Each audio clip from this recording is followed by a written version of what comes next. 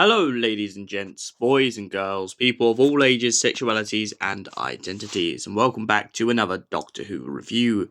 And today's Doctor Who review is none other than the 11th hour. That's right, we've moved on to Matt Smith. So, how does Matt Smith's era kick off? Well, it starts off with a burning TARDIS crashing all across London.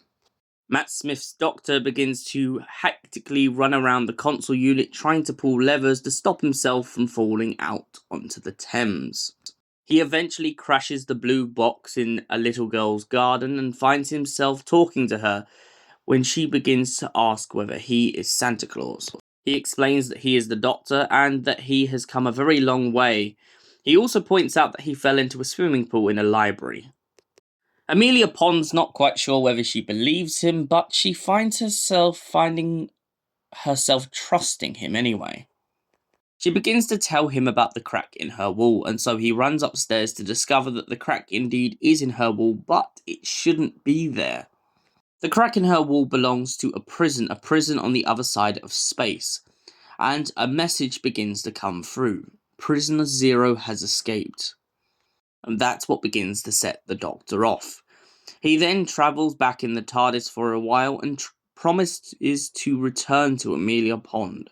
However, due to it being a time machine and it being a little bit erratic, he finds himself landing back in Legworth later down the line when Amelia Pond is all grown up. He goes to enter the house and finds himself getting hit round the face with a baseball bat.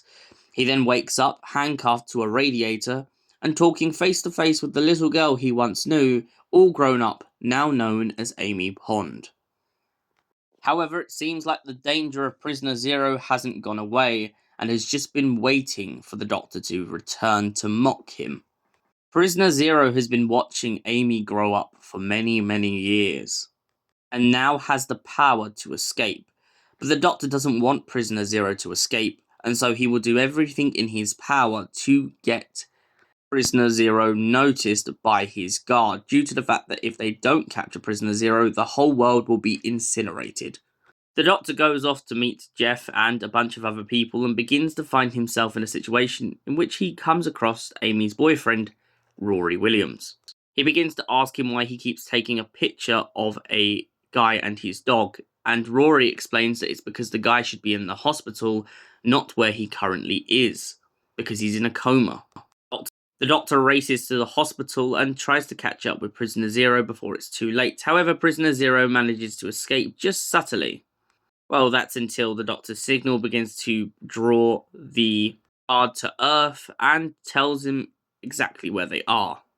After Prisoner Zero is captured, the guard still wants to incinerate the planet, so the Doctor calls them up to the top of the roof and gets changed into his brand new outfit.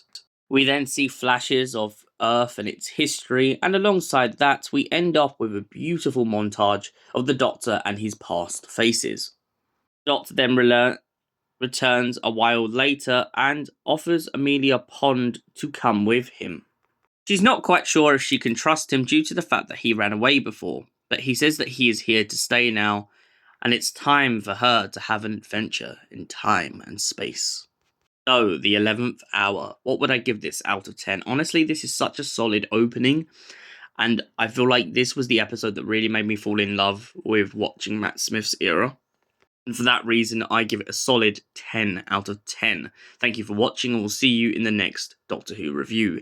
Until then, goodbye, stay beautiful, you beautiful people.